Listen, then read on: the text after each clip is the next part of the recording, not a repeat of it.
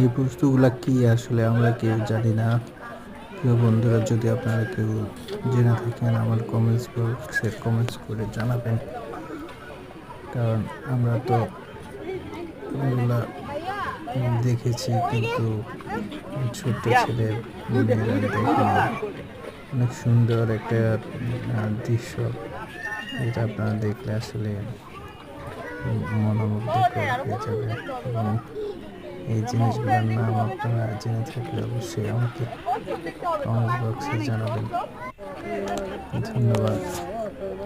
এবং আপনাদের যদি ভালো লেগে থাকে ভিডিওটা, তাহলে অবশ্যই আপনারা শেয়ার করবেন, লাইক করবেন, কমেন্টস করবেন এবং সাবস্ক্রাইব করবেন।